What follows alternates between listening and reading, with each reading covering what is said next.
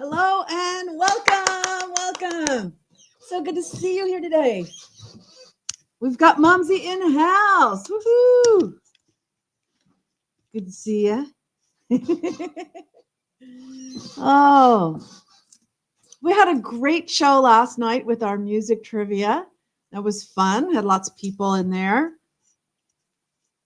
But tonight it is Crazy Crimes in Cambodia. Got a lot of them lined up for you.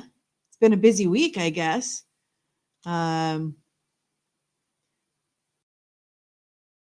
Hey, we got Frugal in the house. Let's see. Which one are we going to start with? I guess we'll start with this one and we'll go down the line. Good morning to everybody not in Cambodia. Good evening if you're here. So first up, we've got Cambodia reports 23 new COVID-19 cases. So people are getting tested. If they're feeling sick, they think they might have a flu or a cold, they're getting tested. A few days ago, there were only 7 to 8 new cases. Last time, last round, 2019, 2020, Cambodia had a very swift response.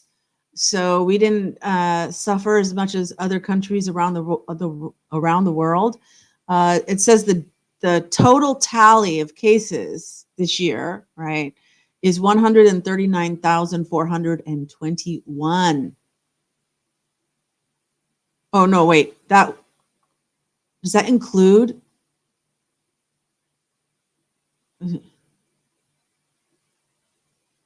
Let's see, 3,056 were fatalities from the previous pandemic.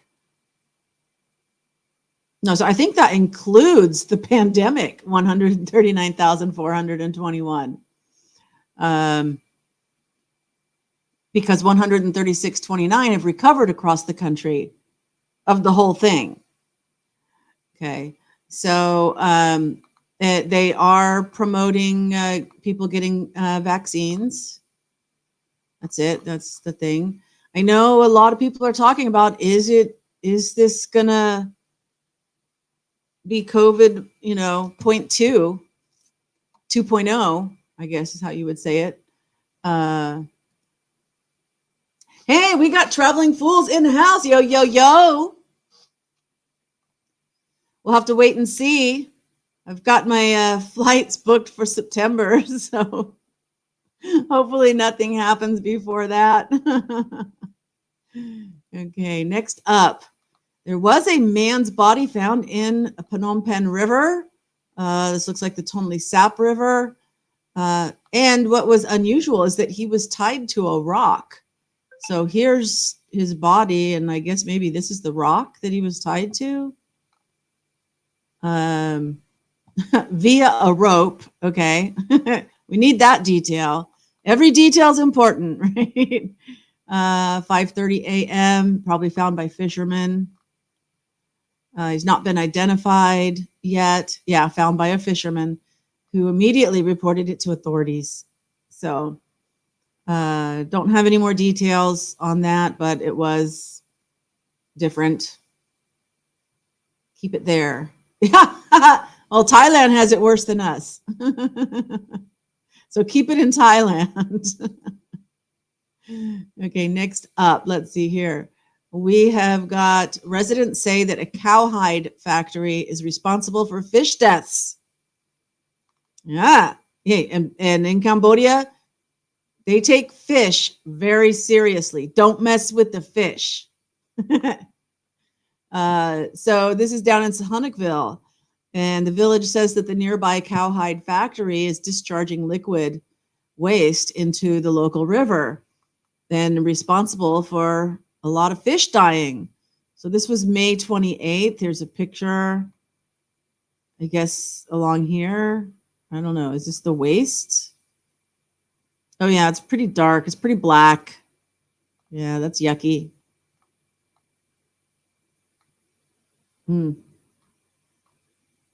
So a joint working group went and investigated. They inspected what was going on, and there was liquid waste being discharged. Here's the dead fish that they've been scooping up.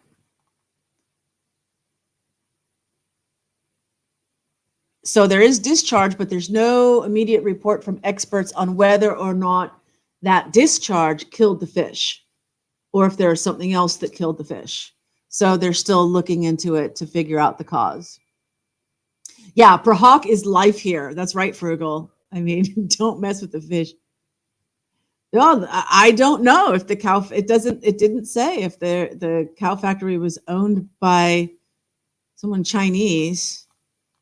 I mean, they do, I guess, make some leather. You know, those shadow puppet things are leather. Oh, but Sahunnikville? Yeah, maybe. Sahunnikville has a lot of Chinese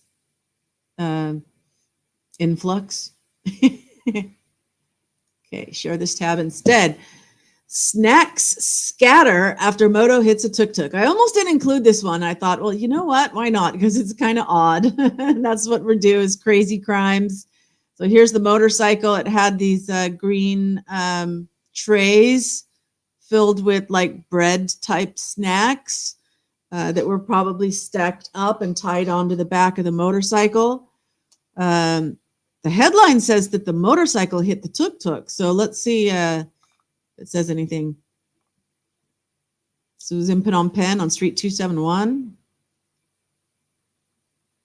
And he looks pretty banged up. This is the motorcycle. He's got this metal frame that he could stack the trays in. Says that the motorcycle was traveling from south to north at a high speed. It crashed into a three-wheeled motorcycle, causing the victim to fall to the road, scattering his snacks all over the road.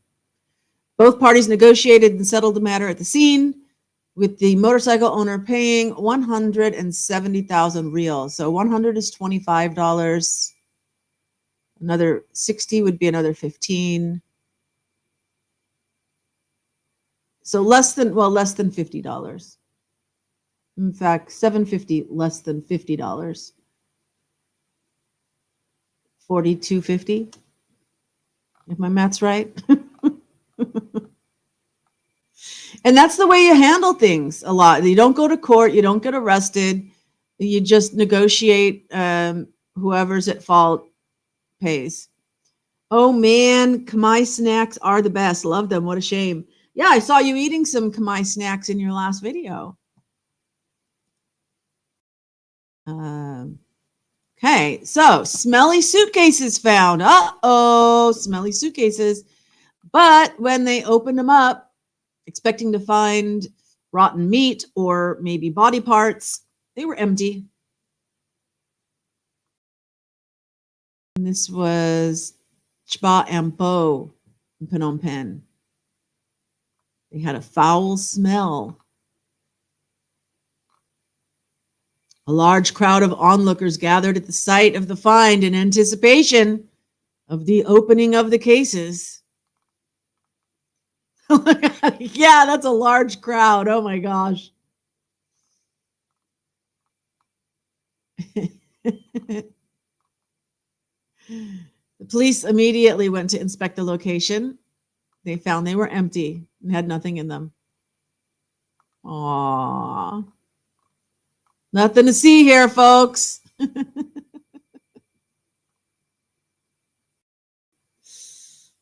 Crazy stuff. You need CSI Vegas to check into the cases. Yeah. Bring them on over. Okay, next up. This I haven't read it. I saw the headline. I was like, oh my gosh, this is horrific. A youth dies after stone assault. Okay, so a young man has died after he was stoned by a gang of youths. The incident took place on the night of May 30th in Banteay Menchay province. I guess this is where it happened, outside of somebody. These look like villas, like houses. 15-year-old. He was 15 years old, living in the village where the incident occurred. 2 young men were walking home at night when suddenly a group of 4 youths riding 3 motorbikes threw stones at the victim. He died shortly after the assault. The gang fled on their motorbikes. So the police received the information and went to the scene, but the gang members who had caused the incident had already fled. When they examined the victim, they found that he had died instantly after being hit in the chest with a stone. So they handed over the body to the relatives for burial. But after they conducted an investigation, they were able to arrest 3 suspects and brought them in for questioning, implementing procedures, and continued to search for more suspects, I guess, to comply with the law. So that's good. Anyway, but yeah, how sad. Amazing. Okay, next up, Phnom Penh Cafe admonished for allowing immoral acts between teens. Woo! I think this one's kind of unique. So here's the shop owner. She owns a cafe. Here's a police. Blue police are usually traffic, but this guy is, sometimes the chief or whatever isn't dressed up in a uniform. So so they raided an establishment that allowed teenagers to become intimate. They allowed the boys and girls to sit and hug each other. And so it was raided by authorities at 10:15 a.m. on May 30th. Now let me see what day of the week was May 30th. It was a Monday. So they should have been in school. I don't think it was a holiday. So they educated the shop owner to prevent such behavior from happening again. So no arrest. Doesn't look like there was any kind of fine. Just, slap on the wrist. Hey, don't do this again. Looks like they have some video evidence that they're showing on a phone to her. Yeah, and it just names all of the people that were there, all of the law enforcement. So they said that the apartment building had a floor, the first floor, the ground floor, which in the West we call the first floor, was just, they're calling it a basement. So they were just, it wasn't being used for anything. But the first floor here is the second floor in America, okay, was used as a coffee shop, right? So they're sitting at the coffee shop, which is upstairs. And there was one room used for cashiers. So the immoral acts included, and then also illegal gambling and activities related to drug trafficking, drug use, and they would gather there to use electronic cigarettes or vaping, which are all strictly prohibited. It is against the law to vape, but they don't crack down on foreigners so much as the young Cambodians, and yeah, they're going to crack down on it. They completed their inspection at 1:30 on the same day. They arrived at 1:15, wasn't it? Yeah, 15 minutes. It only took them 15 minutes to do their investigation. The 30th was a Saturday. Oh, I'm looking at June. Okay, sorry. Friday. May 30th was a Friday. Okay.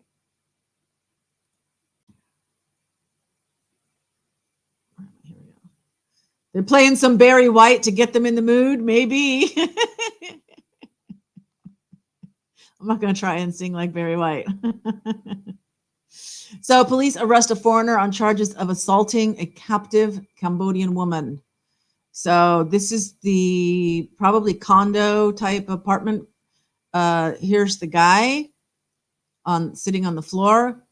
And so he had his Cambodian girlfriend or whatever locked in the room.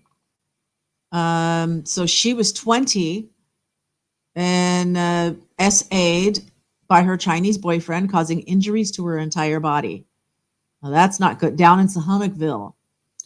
After receiving the complaint from the victim's relatives, the police force intervened to help free the victim and arrested the assailant, 38-year-old Chinese man. They recovered knives, belts, and other weapons at the scene. There's a belt.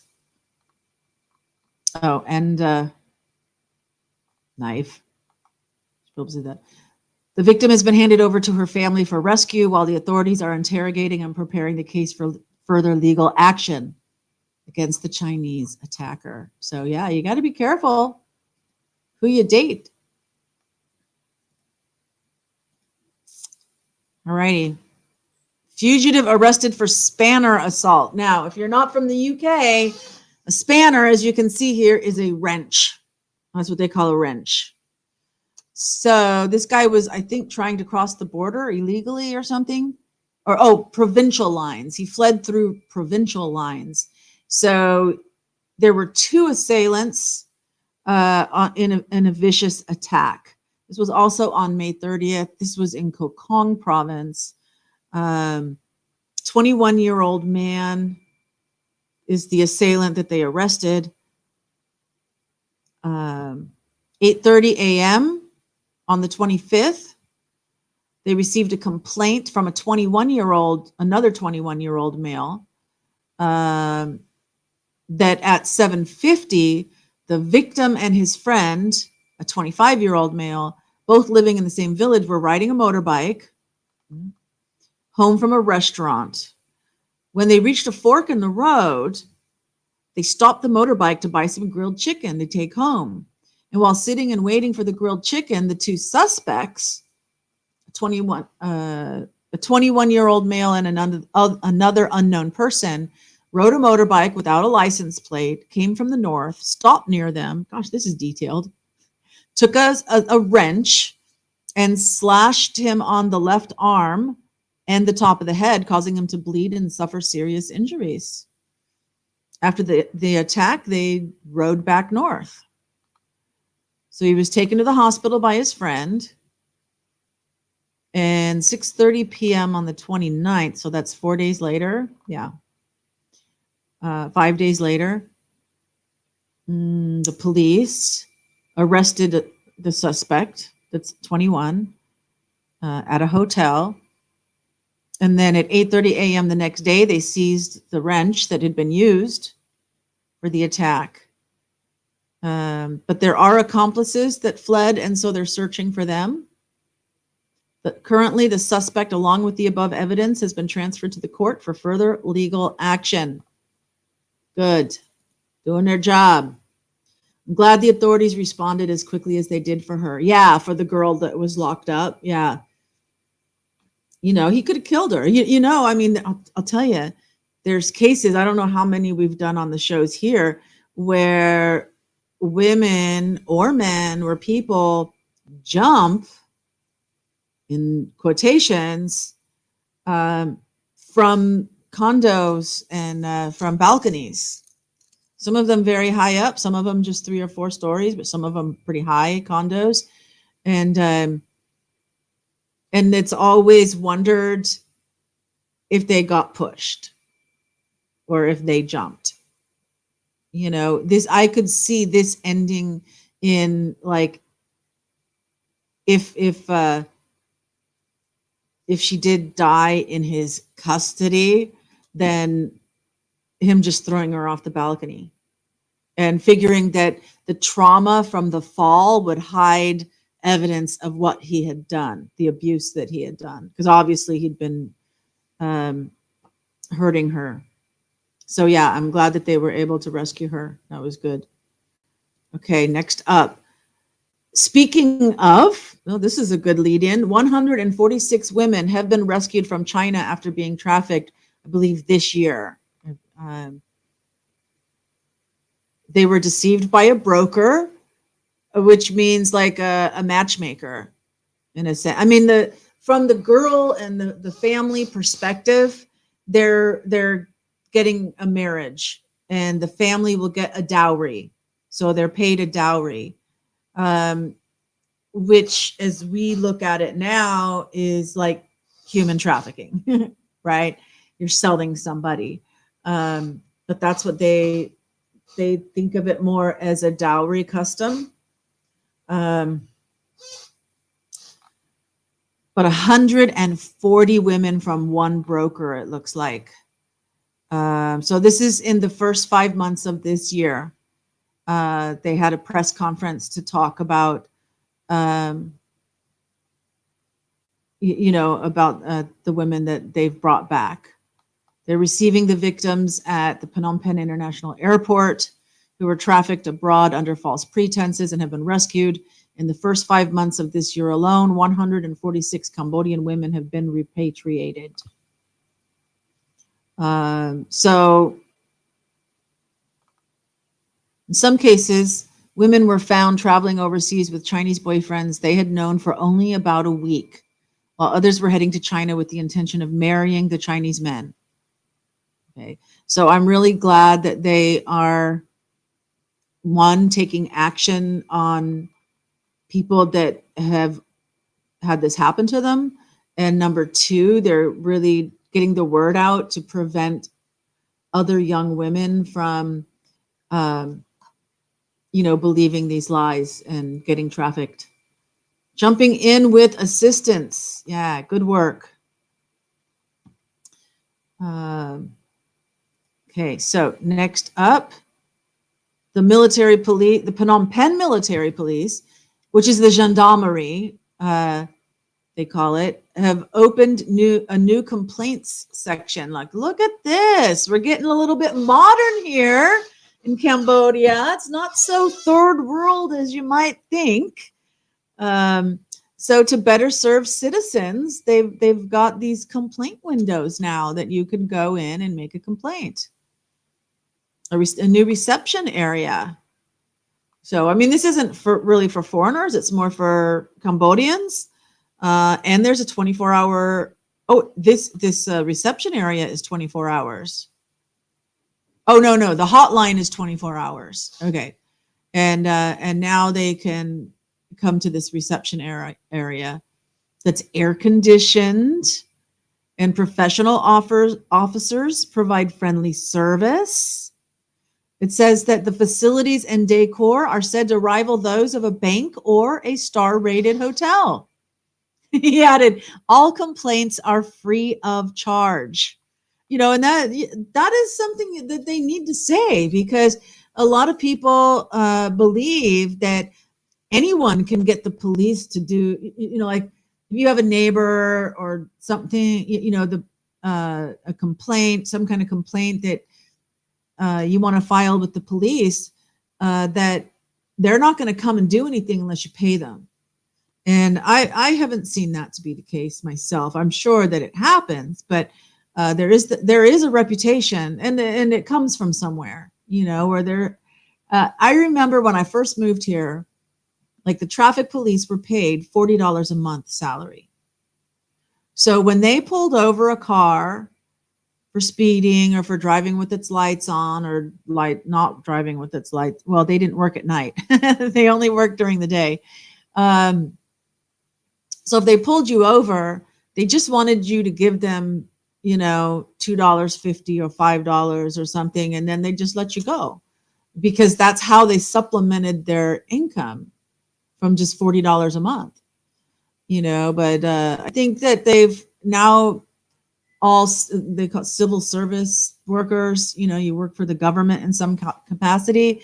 They do follow the minimum wage, which is about $200 a month, just over 200. Nice. Yeah, it's nice. It says when a crime occurs, citizens can file complaints on the spot. We do this to make things easier for our citizens. So there you go. Progress. Something good. Next up, this picture kind of confused me a bit. So I thought, okay, I want to use this one and figure out what's going on. Man shoots male lover after he returns to wife, because I don't know why they've got some blackout, some blurring. Well, this one is probably her being naked. But what is there a tattoo or something on these guys? Why they need to be blurred on their back or their shoulder? And they've got like headlamps. This one and this one have headlamps. So you got this guy and this girl, and she does not look happy. And then here you've got some kind of, oh, that's a tuk-tuk.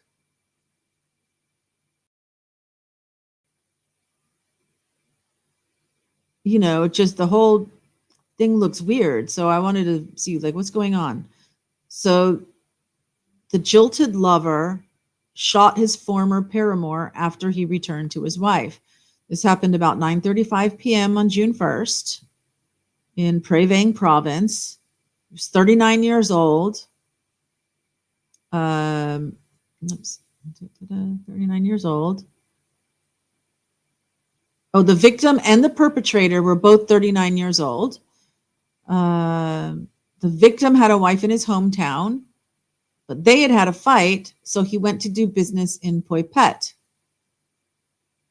When he got to Phnom Penh, he met and fell in love with the perpetrator, and they did business and lived there together.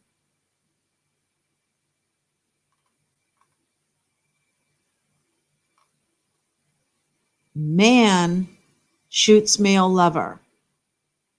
Okay, so not a woman shoots a male lover. Okay, so they did business, they lived there together, but on May 28th, they had an argument, and the victim returned home to the other province and reconciled with his wife. The perpetrator tried to call the victim back several times, but the victim refused to speak to him. So on the night of June 1st, so 29, 30, 31, and then the 1st, so 4 days later, the perpetrator drove a car to the house and shot him as he was sleeping on the floor. That's common that you might just have a mattress on the floor instead of like on a bed, like a bed like we think of them. So sleeping on the floor is not unusual.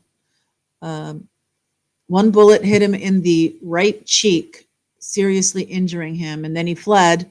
But immediately after the incident, the victim was taken to Phnom Penh for treatment, and a complaint was filed with the authorities to arrest the perpetrator so he could be punished according to the law. I've not seen an update if they arrested him or not. So I guess this is the guy in the blanket that they're carrying out to take him to, maybe there's not an ambulance. Maybe they're going to put him in the tuk-tuk to go to Phnom Penh in the tuk-tuk from Prevang. That'd be kind of far. And this must be the wife then. I don't know. Okay. Crazy crimes.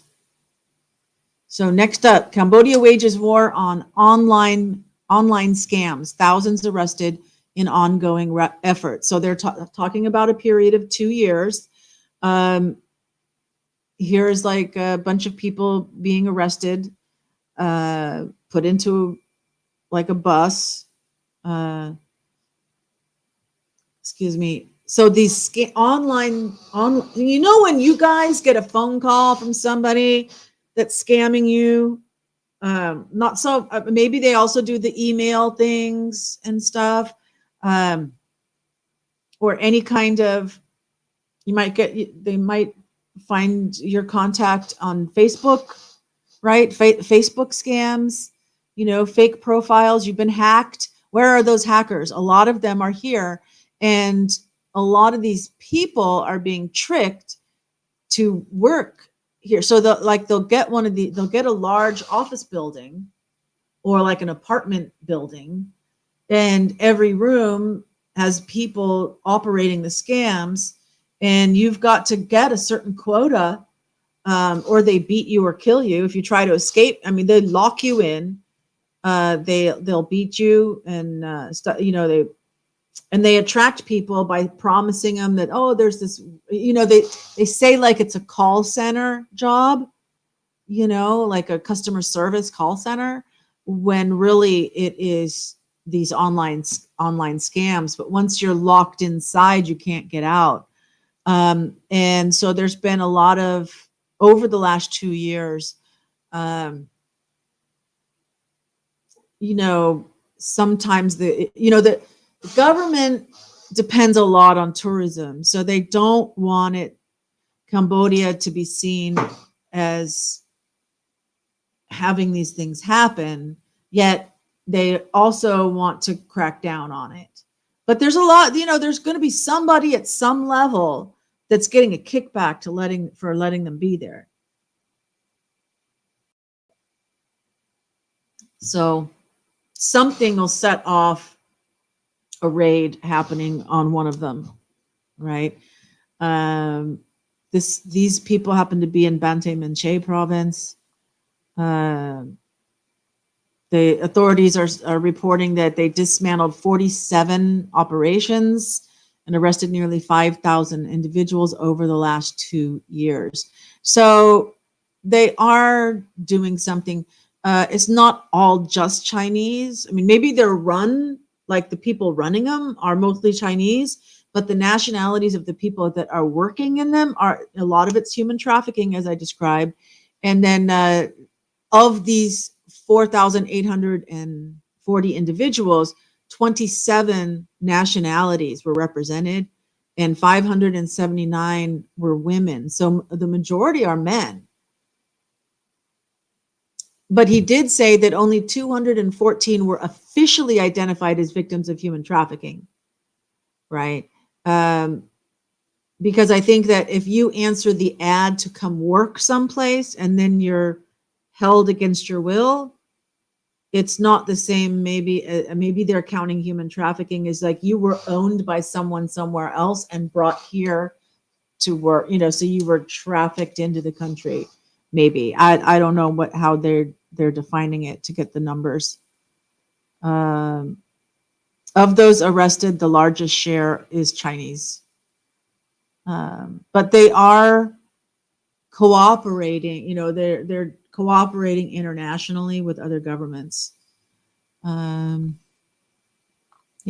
So the government has always prioritized cybersecurity and human trafficking for the sake of social security. They mean public safety. Whenever you see social security, they're not talking about retirement benefits. They're talking about public safety. But I tried to get them, when I was a sub-editor at the Khmer Times, I tried to get them to not use social security as the translation, that what they really need to use is public safety. But it didn't sink in. So they're still doing it. For every Cambodian citizen and all foreigners residing in the kingdom. So there's that. Ooh, Frugal says he was surprised to get a scam text today written in Khmer with a link to a banking thing. Blocked it right away. There you go. Exactly. That's what you got to do. Just block it. Because they will send things to your number. Okay, so the next 3 stories, I put them together so they'd be grouped together, is an issue that is brewing here in Cambodia, between Cambodia and Thailand. There's a border skirmish. And wars start from a skirmish, right? So it's near a temple. And so on May 29th, the headline was Cambodia and Thailand scramble to de-escalate the tensions after troops trade shots at the border. So one Cambodian soldier was shot and killed. I'm not sure if there was anybody, like how many injuries, if there were other injuries. But the only person that died was one Cambodian soldier. And this was like 5:30 a.m., so right at sunrise. And so then this clash, there's been a lot of talk on both sides to, not let it escalate. This is a spokesman. Soldier was 47 years old. And then there's like all kinds of donations and stuff, for the guy's family. Does it show a picture of who he is? Not in this story. So I just wanted to mention, and this is the area on a map of where it's happening. There was one story I saw. I didn't see it tonight, but I saw it over the week. I would have grabbed it, where maybe I saw it on Facebook or something, where they're digging trenches, just like World War I trenches. So anyway, let me move to the next one. So then they started, so on the 29th, they started to evacuate some of the residents in the area to have them safe. Now, some stories that I did not put in here for tonight are that these families that have been evacuated are being given donations of rice and fish sauce and prahak probably and stuff, to help because they've been forced to leave their homes. A lot of them might have family to go live with or something, but for some of the people, there are a lot of donations. So coming in for the funeral and the surviving family of the soldier that died, and then also these residents who are being evacuated. And number 3, for the soldiers up there themselves, of course, the military is feeding them and stuff, but just to make sure they have extra supplies that they might need, people are sending donations. But yeah, that's all needs to be said there. Okay. So the last one on this subject, this was just yesterday. A Thai drone illegally entered Cambodian airspace and was intercepted by Cambodian troops. So there's a picture of the drone. And so they got it. And so where they were trying to make sure things did not escalate, there's a little bit nobody's backing off. All right. And there's a bit of an arms race going on with nobody's removing their troops. Both sides are making sure that they have more troops so that if the other side acts first, they can defend themselves. Right. So there is a bit of a military buildup that's happening right now, even while the leaders are trying to negotiate. So, the former Prime Minister Hun Sen is very, very,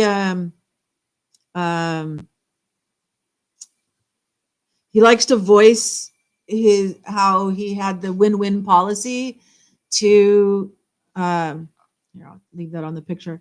The win-win policy is what he calls the way that the procedures that he was able to end the Khmer Rouge in the 90s, and to finally resolve it once and for all. So there's no more Khmer Rouge people out there trying to continue. They're finished. Because a lot of it was kind of more like an amnesty thing where they were brought in to the military, whether it was, if they were a soldier, then they'd be a soldier for us, just change your uniform, literally. There's pictures of it and such. And he's been going around the world trying to, say North Korea and South Korea, follow my win-win policy to resolve your differences. Myanmar and with the junta and the rebels, here's my win-win policy. Follow my win-win policy to end this.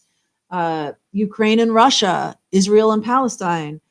He's trying to promote, maybe promote was the word I was thinking of, his win-win policy. So let's see if his son, who is now the Prime Minister, Hun Manet, can use the win-win policy to make sure things do not escalate. See if you have any comments. Okay, so couple of comments from Frugal. This area has been contested for quite a while. My understanding is that the Thai military operates directly under the royal family and is not part of the Thai government. There is talk about this for sure, because there are two very strong parties in Thailand. The yellow shirts are the royalists that follow the king, and then there's like the other government party, right? So I don't know how much of that. I personally don't know how accurate it is, but I know that it's something that Cambodians believe. So if you're hearing it inside Cambodia, in fact, just today when I was tutoring the students, the subject came up, and they said exactly that. They were, that the king, it's the king and this and that, the king of Thailand that operates the military. So they definitely believe it. It may be true. I know that there is a political party in Thailand that is royalists, and as I mentioned, they're known as the yellow shirts because they always wear yellow. And then your second comment, there are rumblings of a potential coup because there's dissatisfaction with the government. You're talking about Thailand. Confirm for me if you're talking about a potential coup in Thailand, which does not surprise me. There, maybe 10 years ago or 15 years ago, something, there was definitely some unrest in Thailand and rioting and things that was very coup-ish.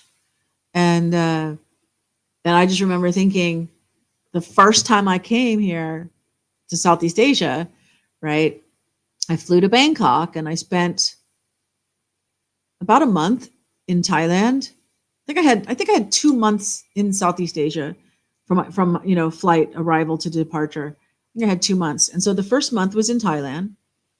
And then I planned on coming over to Cambodia for 3 days and going back to Thailand where it would be safe. This is what I thought. And when I got here and my 3 days were up, I didn't want to leave. And so I stayed in Cambodia for like 3 weeks until it's like, okay, because it took a full day to travel from Phnom Penh to the Thai border, and then to stay a night at the Thai border, and then then get to Bangkok, spend a night in Bangkok, and then, and get the flight. Right. So, I mean, I pushed it all the way to the end before I had to leave. Yeah. Thailand. Okay. So so that would not surprise me at all. And another thing to watch out for here in Cambodia is that there was, it was right. I mean, it was like within a year of when I first came in 2006 to visit, there had been riots against against all Thais, and in particular they rioted at the Thai embassy, but then they were just rioting in the streets. So anybody who looked Thai or whatever, anybody, they were just rioting. And I remember some foreigner friends of mine, some expats, that were on the street on the riverside at that time, and the rioting crowd was coming through, and like the shop owners and they said wherever they were on the street, it didn't even have to be a shop. It could have just been somebody's house, right? And the owners, the people in the building, grabbed them and pulled them in and closed the door, because they knew if they saw anybody foreign, that they were gonna, they'd get caught up and get beaten up. And they experienced that. So like you could look it up when that was, but that was just over when UNESCO declared Angkor Wat not historic landmark, but a World Heritage Site of Cambodia, because Thailand wanted it to be their cultural site, but Cambodia had petitioned UNESCO, and UNESCO had, was like hearing both sides and all this, and they finally granted it to Cambodia. And so some celebrity in Thailand made some kind of derogatory comment about it, and then all the riots broke out. So not that I'm afraid of anything like that happening, but just something to keep in mind. It's not going to help tourism in Thailand. They're having trouble as it is. Yeah. And I think Cambodia is trying to capitalize on it. Emirates this week, I didn't grab that story because I'm trying to do crazy crime, but the Emirates airline just started their flights, I guess direct flight. I think before, if you flew Emirates, you had to fly out of Bangkok, but now in Siem Reap, they've got flights. Mumsy says, I have no desire to go to Thailand, but a lot of people vacation there. Yeah, it's true. They think that that's the party place and stuff. And I guess in a way it is, but yeah, been there, done that. You were telling me in your videos, Frugal just did a border run. We call them border runs for visa border run in Thailand. And I think you said you were kind of hoping to find someplace quiet, but if it's not, that's okay. And then you said Koh San Road. And I'm like, oh my gosh, that's like party central. That's where all the backpackers and the hipsters and all that. I don't know. Back in my day, back in 2006 when I was there, yeah, I was not impressed with. I mean, I could see where it would attract those nomadic backpacker types and stuff. The people looking to party. And I bought a couple of souvenirs while I was there. I remember distinctly at Koh San Road, like 12 o'clock or whatever, or there's some time of day where these loudspeakers that are around start playing the national anthem, and everybody's got to stop and pay respect. Like when the Star Spangled Banner and you put your hand across your heart and you got to take your hat off, it's that kind of thing. And we didn't know what was going on. We heard this like loud music playing, but it didn't sound, we don't know it's the national anthem. And finally somebody like mentioned to us, no, stop. Because we weren't stopping. You were there for a weekend. That was long enough. Exactly. I felt for you. I didn't put anything in the comments, but the minute you said you were in Koh San Road, I was like, oh no, yeah, there's not going to be any quiet there. But just for a weekend, we can deal with it, right? No problem. Yeah, you wore Cambodian shirts every day to represent where your heart is. Yeah. Good on ya, as I guess the Aussies would say. Oh, wait. So we haven't said this story. So Battambang is a province, and their administration is pushing fire safety, which I thought, great, because fires, if there was a big fire or something, that would be in my crazy crimes, perhaps. But, they're trying to push public awareness of fire safety. Fire is one of the most destructive disasters, with loss of life and property. They want to strengthen the fire services and equip emergency responders with modern tools. So he wants more targeted strategy to tackle the root causes, particularly electrical faults caused by poor wiring and the careless use of candles, incense, and kitchen fires. So there you go. So, and they're going to inspect factories and businesses to make sure that, there's fire extinguishers and things like that. So good. The Victory Monument. Oh, where you heard loudspeakers and stuff doing that? Yeah, I was on Koh San Road and the music just started playing and everybody stopped, and you're supposed to shut up and not talk. But my friend and I were talking until somebody said something to us. Okay, next up, we've got 3 more to go. So, hey, good timing. It'll be right about an hour. So, over the past few weeks or months, there have been a few occasional stories about the water pollution. And so there has been some follow-up. And 31 companies have been caught polluting the water sources. And these people are on a boat. I guess they're testing. Yeah, this looks like nets and stuff. Looks nasty.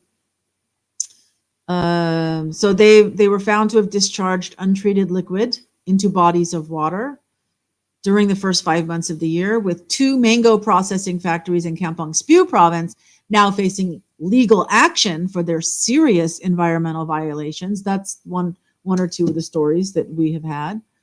The Minister of Environment is saying it's not too late to take stern action. So yeah, they're doing something about it. So good. Looking out for the environment. The monument is just down the street from Kosan Road. Ah, okay. And vagrants were rounded up in Phnom Penh. I think sometimes the vagrants are either mentally ill or sometimes they're on drugs. They're not just poor. You don't see that a lot. You don't really see people who are just poor, like they don't have a place to live, like that kind of homeless, you know. But interesting that this guy has one of those like dog catcher things, those claw things. That I don't know if I told the story or not. I don't think I did. I don't think I have. One of these days I'm gonna have to tell you guys the story. I think maybe I did. I don't know if it was, I know I was telling somebody, but it might have been like after some kind of live stream, and so it wasn't public, or it might have been public. I don't remember. So 19 homeless people. Oh, look here. They did make like a little shelter. It's very unusual. You don't see this at all very much.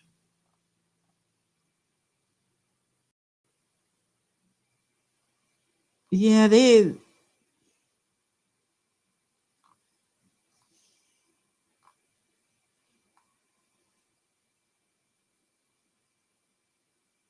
yeah.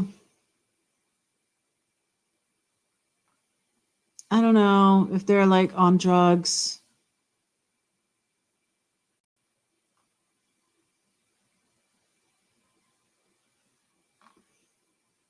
But they'll probably, I wonder if this was, they already had these, or if the police gave them to them. They probably already had them.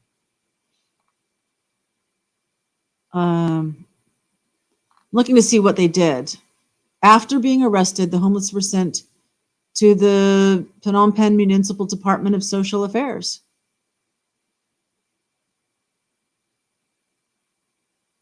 Oh, they said that at night that these groups were stealing materials left by residents in front of their houses under the pretext. So they had the pretext of going out to scavenge, like looking for recyclables, but they were actually stealing instead of scavenging. So there's that.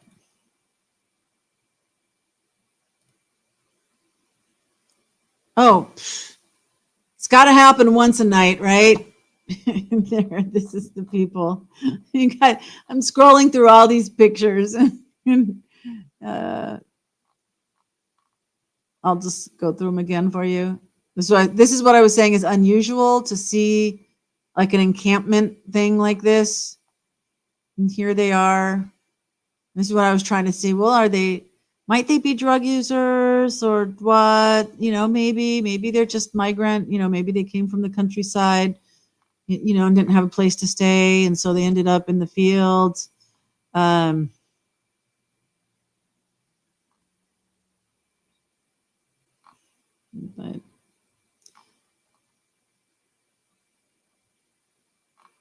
this guy looks like he might like own the property or something.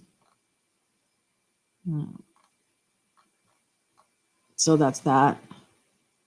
You wish somebody would come and steal your trash? Okay, so the last one. Oh, that was the last one. All right. Done. 9:55. So I hope you enjoyed seeing some of the crazy stuff that happens here in Cambodia. Still love living here. It does not detract from coming to Cambodia, I don't believe. So before anybody disappears, please let me remind you that love transcends time and space. So wherever and whenever you are watching this, I love you. I do. So just tune in. That looked bad. Do radio dial, television dial. Tune in to the frequency of my love so that you can get it.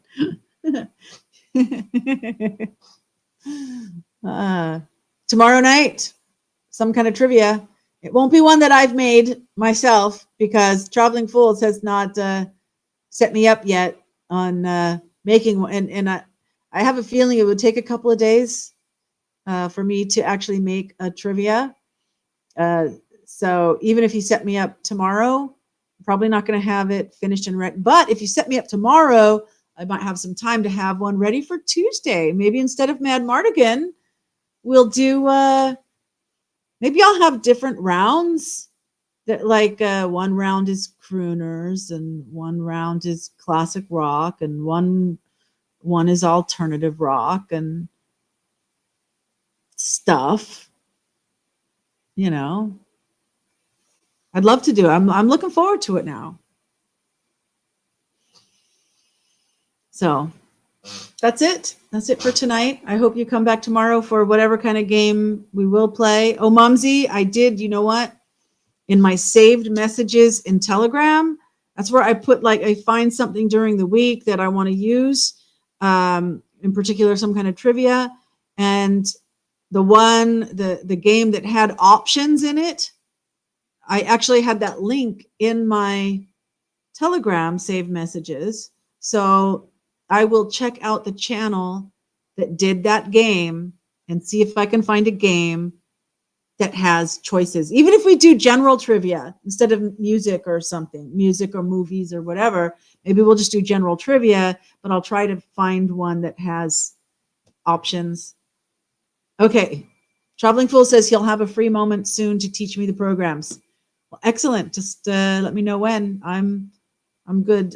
Saturday will be busy, kind of, well, not the whole day, but I've got 2 tutorings on Sunday and one on Saturday and one on Sunday, but all day Thursday, all day Friday. I don't have any specific appointments, so I'm flexible. Yeah. So we'll definitely have options to choose from tomorrow. Okay. So until then, catch you later.